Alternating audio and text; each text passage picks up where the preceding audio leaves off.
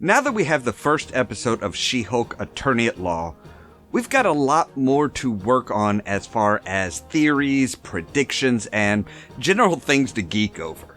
So let's talk about the first episode and what it tells us about the future of this series and the MCU in general.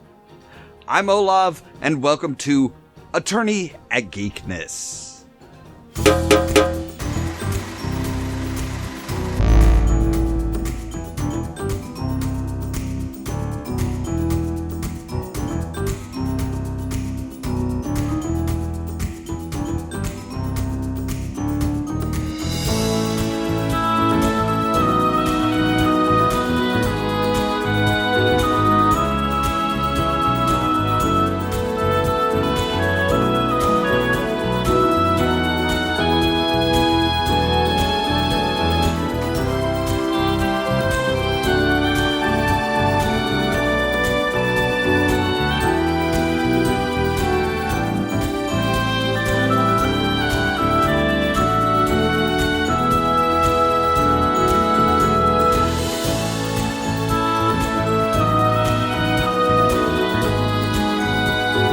We open with Jennifer Walters practicing her closing arguments for a case, which includes a slight taste of misogyny in the scene.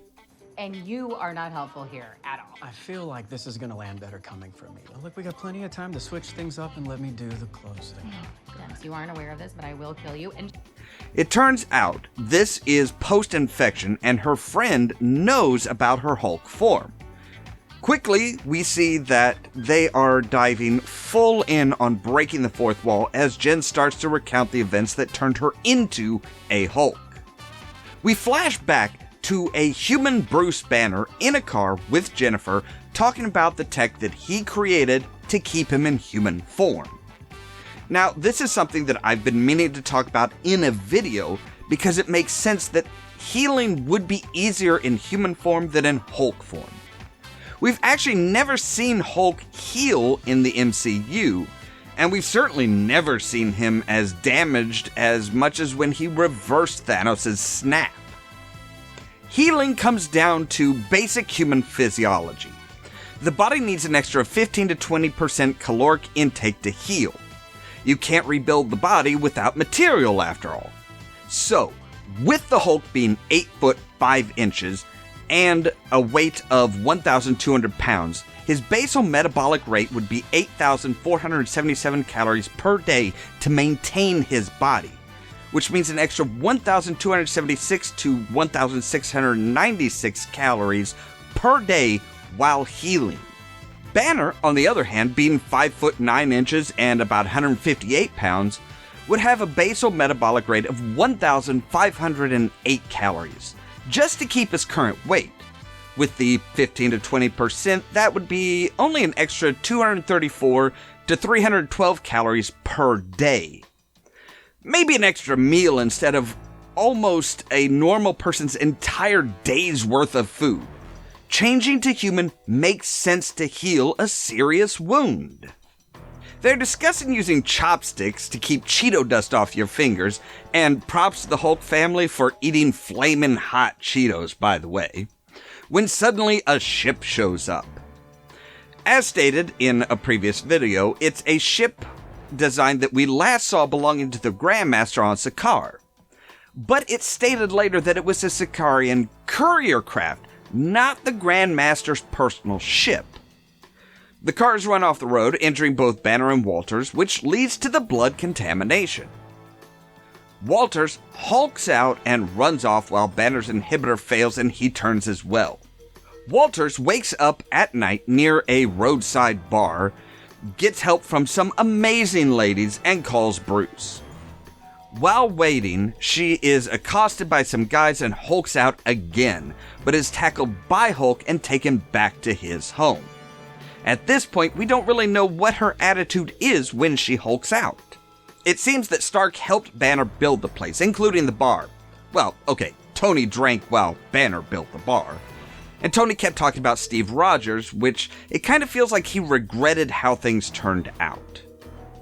We find out that both Banner and Walters have a rare combination of genetic factors which allows them to synthesize a lethal dose of gamma radiation, but in very different ways.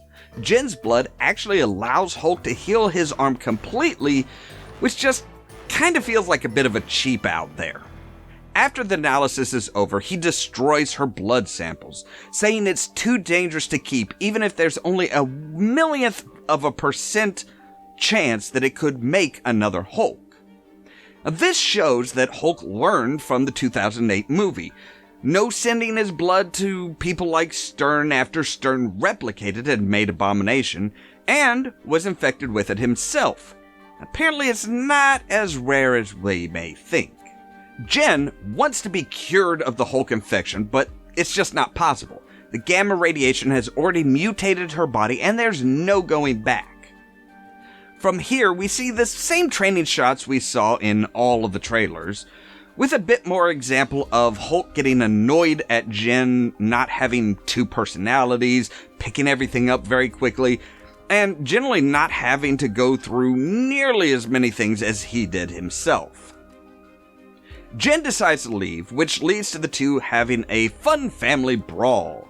During the fight, we hear something that I was waiting to hear, a familiar, deep, and animalistic growl.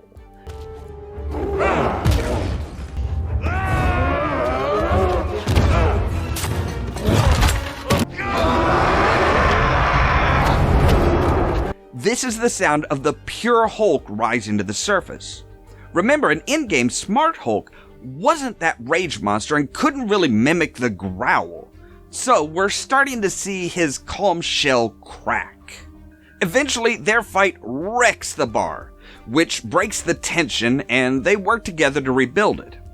Also giving us the first, chronologically, example of Jen breaking the fourth wall, which seems to kind of confuse her, and Bruce actually acknowledges that she's doing it. And with that, we're back to the current day, with the defense attorney giving his closing speech. Interestingly, the law firm that Jen is facing is her future employer, including the man who's going to head the superhuman defense team.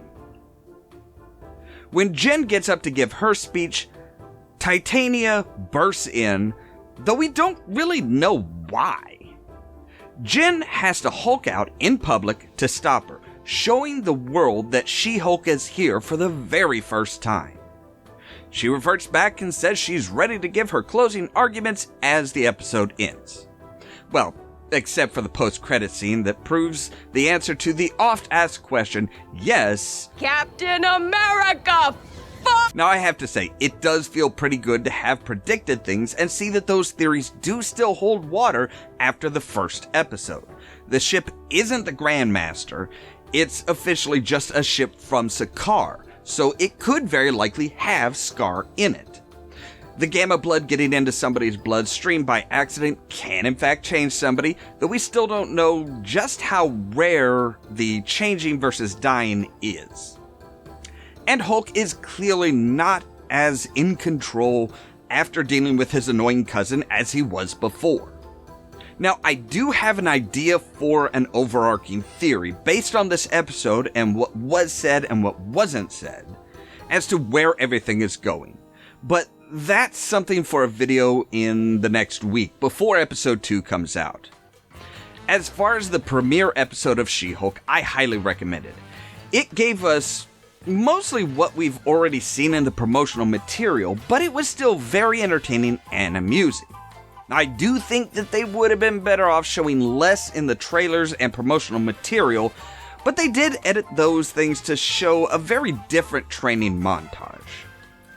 So what did you think of the first She-Hulk Attorney-at-Law episode?